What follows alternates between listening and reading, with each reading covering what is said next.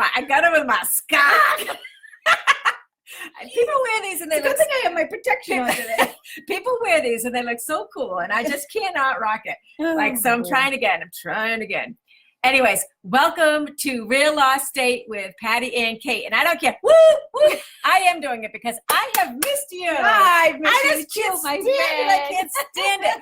Like, you know what? I can't even tell you how much like these conversations have really helped me with confidence in dealing with people. I feel the same. And it's just, I feel I miss it. I do. Now, and it's fun. For you guys, we are going to pre-record some. So for the days that we cannot be here, we will have something for you. And sometimes we'll have guests. So both of us can't be here. You get the video. I know. All of a sudden we've been very busy. We have been. And that's what it is. Busy people make busy people. No. Oh, okay. Busy people make busy people. All right. So anyway, so we are super excited and welcome. Today's topic is something that, 20 years I've been doing real estate, and I got stumped a couple times lately. Yeah. And I was like, I never thought about it that way.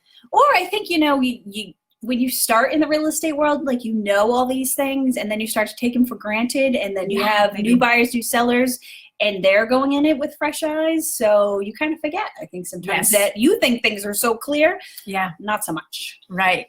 And so when I had these like things happen, I brought it to the office and I brought it to Patti, and I'm like, hey guys, has this been going on for you guys? And what have you been feeling?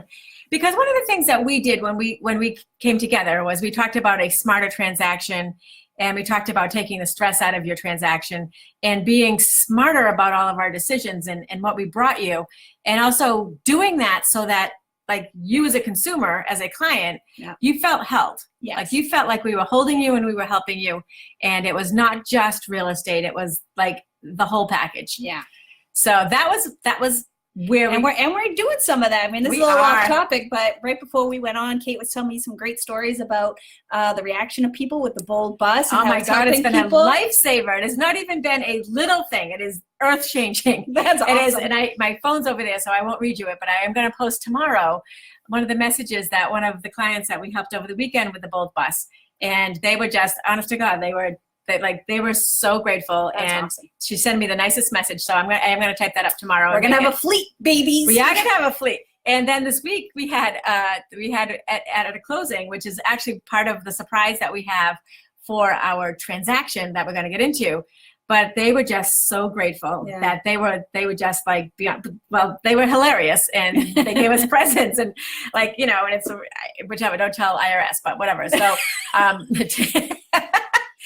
they were very grateful. So it's not a little bit, Patti. Yeah. It is huge. I love it. And it is, and it's funny because we opened the Realtor magazine today. Oh my gosh. And guess what they're advertising? Full buses. Oh my gosh. So anyways, trendsetters always. Yeah. Right. So anyways, so let's get into our topic. And guys, I'm looking on, and I want to say hello and welcome. I see a bunch of realtors on here. So I'm inviting you to add comments to situations that you've been in. Give us your comments about what you think that we're saying and your take on it, and ask us a question. So I got my glasses right here. We are not going off air until we've answered all questions. Yeah. All right. So the first thing that happened, okay, and I'm going to say Lois, Meg, Kate, and Lori, and who's down there? That's Anita. Lori. Okay. Hi guys. She needs her eyes. I do. I need my glasses on now, but then I can't see us. So, anyways, I was getting ready for the transaction, and I had said all along that all of their personal property needed to be removed. What is being sold is real property, right? Yeah. And I give the example when I say this to people, if I take the earth and flip it around and shake it around, and whatever falls out is personal property. Okay. And whatever stays is real property. Yeah. So that's kind of how I describe it, to give them a scenario about what's real and personal property. Yep. So in this particular case, and this actually happened, like my first house I closed on, it's happened through the years several times, but in a different way. We go for the walkthrough, and there's stuff there still, right? And some of the stuff, and I'm going to get back to this, some of the stuff they thought they were leaving as a benefit for the people. And some of the stuff they were leaving because it wasn't their stuff. What do you mean it wasn't their stuff? It was the people who lived there before them had left it there. So it wasn't their stuff. So the sellers who sold the house to them left their stuff there. Yes. They never threw it out. It's been there all these years. Now Yes. they're going to sell, and they said, well, it's not my stuff. It's not my stuff. You said just I had to move my personal property. And I'm I like, love it. and I'm like, this is the thing. This was my 20-year stumper. Yeah. I'm like, yeah, remember my earth shaking, everything that falls, like all that. Yeah. Don't you remember that conversation? Yeah. And they're like, that's not my stuff. You don't understand. It's not my stuff. So I would have flipped the script. I want to know, so if the sellers who sold the house to them knocked on their door and just showed up, were they allowed to go inside and take the stuff out? Oh, I don't know. Good question. But the point is on this is that we as realtors use language that we think everybody understands. And in this case, personal property. Yeah. Because she was to me like, no, you don't understand. Yeah. Like, it's not personal property. It's not mine personally. Yes. Yeah. It wasn't my dad's. It wasn't whatever. So anyway, so we had to do some tap dancing to get that out. And just to answer that question, yes, it is yours. When you have possession of your real property, whatever is inside is yours. Yes. So personal property means it's yours. Yeah. Now the second part of that is when they want to leave things, they and with the kindest of intentions, they are leaving it to help someone. Like they're like, oh, I'm leaving them my paint because they may want to paint upstairs and they'll have like the rest of that paint can. Happens. And so there's the 30 cans of paint because, of different, because I'm leaving it because they might need it. Yes, they might need it. I'm helping them. This is a value. I'm leaving, like we had a situation where we actually represented the buyer technically. Yeah. And the buyer's like, they left me a whole bunch of stuff. And the person who left said, yeah, but it was really valuable. Yeah. That was good wood. And it was good scrap wood. So now you want to build something, you're all set. Like that, you can't throw that away. That's good wood. So we're laughing because this happens over and over again. And so, And I have to say, I've been a little bit guilty of it myself. So when I downsize and I'm selling my house, I got tired of moving and packing. So there was a little bit of that. But I was looking at, we had this little kind of workshop area, and there were these built-in containers with like nails and screws, and who couldn't always use a miscellaneous screw now, right? Yeah. So I'm thinking, oh, they'll love this stuff. They'll love me for this. And then I had to take a step back and go, no, this is crap. If they want screws and nails, they'll go to Lowe's and buy some screws and nails. Yeah. So anyway, so the message on this one for I see there's mostly realtors on here. For our consumer friends and for our sellers, okay, personal property means strip everything down. Yeah. Now, and I think you should have that conversation with your sellers beforehand and say, in your packing, you really need to remember that all these paint cans have to be disposed of. Like open the tops, let them dry out, or whatever it is that's acceptable these days. You have to move this stuff out. It's not just moving out the couch. Right. And maybe even just FYI, if you can do that before you put the house on the market, it'll even look better. Even better. Which is even better, but that's overwhelmed there too. So we don't normally get into that there. All right, so that's part. Now, two things came up also recently. Yeah. One is when it says broom swept condition, right, which means like a general cleanliness, I would say. Yeah. And that's part of the P&S, just to be clear. Yes, that's part of the purchase and sales agreement. So when you sign that, or when you have your client sign that, they're signing that. Now, if you are a realtor, which most of you are on this call, thank you for being here, number one, of course, because we love you. But is make sure they're reading it. Like if you're doing e-sign with them, you still want to say, listen, I'm sending you these for e-sign, but before you sign them, let's review them together. Yeah. And you talk with them because just hop on the phone. 3 times in the past 2 months, people have said to me, well, I didn't read that. No. And I'm like, but you're responsible because you signed it, right? Right. So go through that with them. But broom swept condition, it says that it needs to be left in broom swept condition. Yep. 2 times, right? So one time I represented, both times I represented the seller. All right. Mm-hmm. So the fridges were not clean. Ugh. They were not sparking clean. Yeah. And so the buyers in both cases flipped a switch. Yeah. So well, nobody wants your old baking soda. Yes, it's helping them. So anyways, so there's like this general cleanliness. So in defining with our people, okay, Dave, I'm going to read you because I know you've got something good here. One person's junk is another person's treasure. Yes, but one person's treasure is another person's junk. So one seller's treasure is a buyer's junk. Yeah, that's the new way to say that for real estate world. So So anyways, they both wanted it clean. Yeah. And so maybe we frame that when they're getting ready to sell to say that, that broom swept really means everything clean. Because that's the expectation, for sure. Yeah. So. Or when your kid spilt the milk inside the fridge, like you got to clean that out. Oh my gosh. Yep, exactly. So the second part of that was, what if something is not operational or something breaks in between that time? And I know that sometimes we will say like the appliances are as gifts or no representations, or like that's what realtors kind of say to be like cute kind of thing, right? And try to cover themselves. Yeah. But what does the realtor world, the law world say on that? I'm just going to say, I hate to give the lawyerly response, but it depends. I know, I'm sorry, but it depends on what the wording is in your P&S. But typically, you are buying the house in the condition at the date of inspection. So everything was working, right? Unless if it wasn't, you were negotiating. Yeah. However, because I did actually have this happen to one of my clients. Okay. The day of the closing, and this was a contentious closing, let me tell you, like, of course.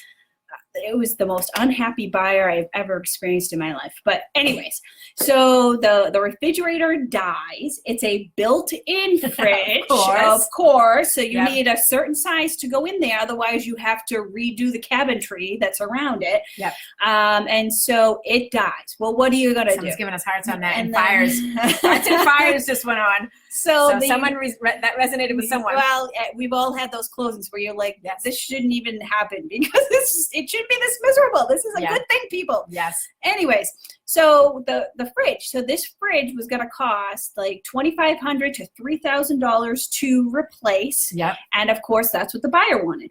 Yep. And I was like, no, that's a 20-year-old fridge. What is the value of a 20-year-old fridge? So I'm on the computer looking up eBay and local appliance shops, etc. I said, I'll give you $250. So that's ultimately what happened. And she continued to be an unhappy buyer, but you're not going to get something brand new. But it does have to work. I mean, you're not going to move into a house with a dead refrigerator. Yeah. So again, so when we say like as with no representation, they're gifts or whatever, that means nothing. Well, it's as is, but when it's not a new fridge, but it's supposedly operational. It's got to work. All right. So those are two things. But if it was dead on the day you inspected, if it was a dead fridge on the date of inspection, it could be a dead fridge on the day of closing. Right. So this comes in quirky, right? Because I've seen a lot of times like air conditioning, they're like, we're not sure if it works. We don't use it. Yeah. Which, by the way, wink, wink on that one, right? But so then it comes in the home inspection says it doesn't work. And they're like, well, there's air conditioning things out there. You're representing that there's air conditioning. And so they wanted a concession. Yeah, that's tough. Yeah. So anyway, so these things, by the way, that I'm talking about, this was one of the benefits of having that bold bus and being able to pull in and help that consumer and that buyer and that seller, like load up that baby and get that stuff to wherever they wanted to bring it. Yeah. So that was a lifesaver. Awesome. Like that was. And so that was very cool to have that. So that's so cool. Yes. Right. So anyway, so that was one thing. What are some of the other things that you have heard or seen out there recently? This one's kind of silly because it kind of defies common sense, I feel like. But and I don't know if it was recently, but there was a period of time, like a good couple of months. This happened like 3 times. I was like, what is going on? Oh, something in the water. Something in the water. But sellers, so we all know the domino closing. So you're buying a house, but the person you're buying from, they're going to buy the next house, and so on and so forth. Yeah. So this particular transaction, I kid you not, was like 8 deep and cross state lines all the way down to Florida. My word. Yeah, so we were like, please, all the attorneys are talking to each other. We're all trying to coordinate, etc.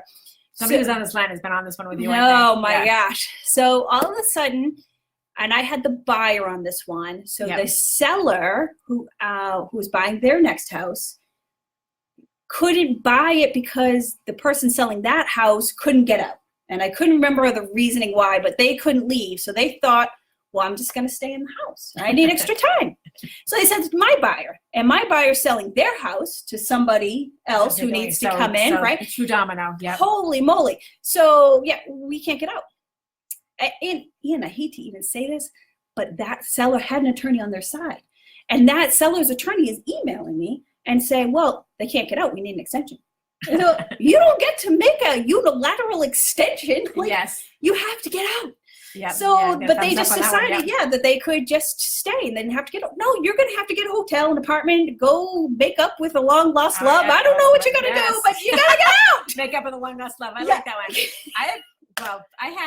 I'll tell the story after, but so yes. And also, and the second part of that is like the moving vans and the where does the stuff go question. Yeah. Right. So you have to prepare, like as professionals, we need to help prepare our clients on either the sell side or the buy side for like what might happen. So I sold my sister-in-law's sister a house when I first started, and the deal didn't finish in time, and they had sold their house in the morning and they were buying at night, and we couldn't record it. Yeah. Right. On a Friday night. So they stayed at my house to bit my daughter. My husband was ready to divorce me.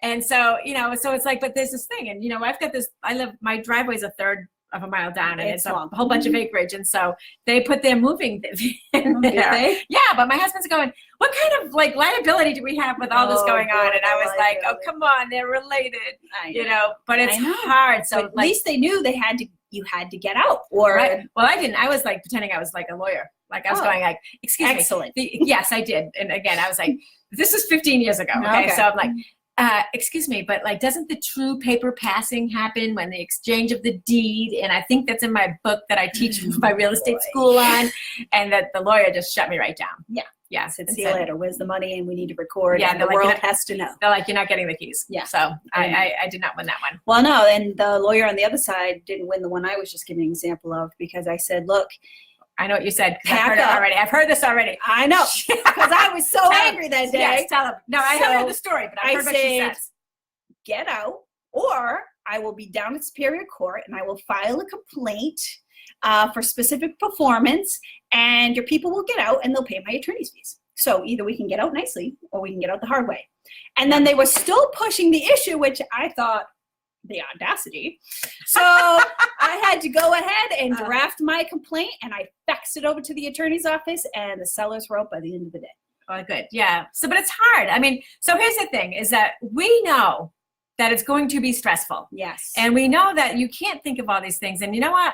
I really do hate the way that HGTV makes everything look so easy. It's all wrapped up in a half hour. And it's just like, and there's always emotions around. And that's the thing. Like, and it's like, so you want to help these people, and I am committed to helping people, But I think part of that is really explaining some of these things in the purchase and sale agreement, just like you're saying. Like, people, I got to get my stuff out, my personal property, yeah. But they're not thinking of those other things that you've seen over and over and over, that I've seen over and over. You have to get your paint cans out. Or, if something happens where you can't buy your property, it doesn't mean you can extend the sale on your house. So because everybody's just going to have to wait for me. Yes. Yep. Or if your moving truck can't get there on time or deliver, you need a plan B. You can't just cross your fingers and hope it all gets together. Yeah, but if you have a plan B, that takes the stress out of it, because you know what's going to happen next. It's the not knowing what's going to happen next that causes. Well, we had, and they won the other day, like, so the closing was scheduled for 2. Yeah. It got pushed to 3:30. Yeah. And they had to return their van, like their moving van, at 5. And I'm like, that was not my client. And I'm like, I can't help you with that. Yeah. Like, I just can't. Like, there's nothing I can do to help you on this. It's just going to be late. You're going to have to pay the late fee. Yeah. Or something. I don't know. Like, and that's their problem. But the thing is, like, don't make things so tight. And so when you're going to be selling your house, start cleaning out that stuff now. Yes. Right? So get your dumpster then, not at the end. Get the dumpster pre-list and get all the stuff that like nobody's going to want out then. And I guarantee, because I went through this, I walked through my house and I said, I don't have a lot of stuff. This ain't gonna take a long time. Holy moly. Just because the way my transaction was, I gave myself 6 months to move out. Thank you, people. And it took forever, just because you don't really, the back of the closet, the corner of the basement. Oh yeah, that's right. The attic, it just takes longer than you think it's going to. Yeah. So don't wait till the last minute. I know we were talking earlier, there's a lot of times people say, or sellers say, they don't want to prepare to move until their buyer has their mortgage commitment. Yes. Which that's old. Right. Old. Which, I understand the the mentality. Sure, that makes sense. You want to make sure your buyer is serious and can go forward, but that shouldn't keep you from opening up the box and putting your stuff in, because Like, don't packing. leave that Start to the packing. last minute.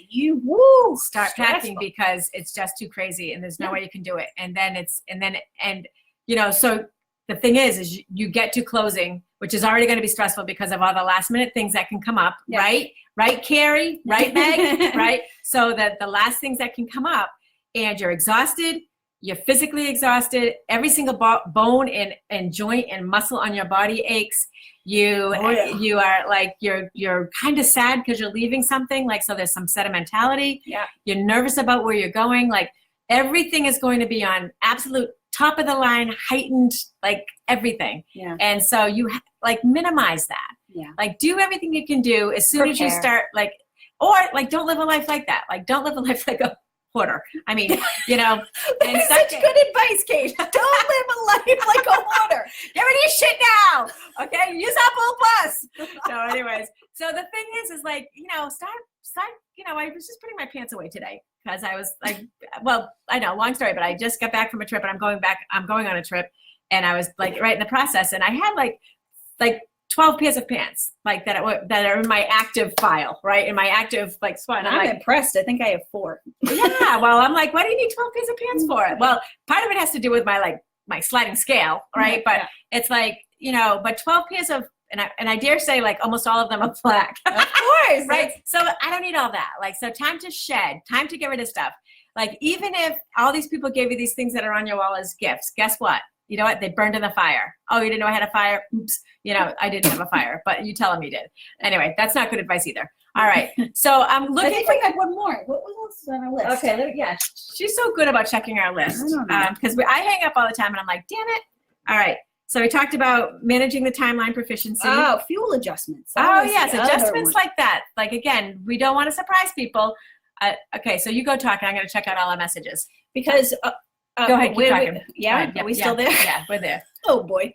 So I know in the purchase and sale agreement, there is a paragraph in there talking about fuel adjustments. So on the date of closing, if I'm selling and I have oil heat, I can have the oil reading done telling me how much oil is left in the tank. And then I get whatever the price is of the day from an oil company. And then you obviously do that math, and then you can get that money back, because that fuel is an asset, and that is part of the house. So you can make another couple of $100 or get that back anyways. And so that's in there. A lot of people, either they did know and they forgot, or they didn't know. And sometimes it can be a couple $100 surprise that, you know, people didn't know. Right. And by the way, like with our new Tyler Respa laws, right, Carrie, and right, Meg, this has to be in what, 10 days early? 10 days pre-close. Well, you have to have that ideally adjustment. It should be in that early. Right. Yes, I know. Oh my God. That's a whole other story talking about that. But anyway, so you want to just be prepared. And part of this comes from good organization, good training, you know, showing up, trying to be your best. Part of it is making sure that you are like in tune with your clients and also yourself, like, and what you want to bring to the table, and having good value. guidance, because you want to make sure you have a great realtor who's been around, who knows these things, can explain those things. You want a good mortgage broker who knows all the ins and outs and what they need, and they explain those things to you. And you need a good attorney who knows the rules. And so when your seller says they're not getting out, you still go to the mat for you and make sure they get out. Right. Because by the way, both of those answers, when we were talking about this before the show, I'm like, so the fridge, again, I had to sell it both times. I'm like, so the fridge really does need to be clean? She's like, yes. And I'm like, gosh. And then I was like, and what about these concessions? And she's like, yes. And I'm like, right. So like, you can always be learning and always be understanding what the context is. And we're here to help. And just think about when you go to move in a house, do you want to go in with somebody's baked on pizza in the oven? No.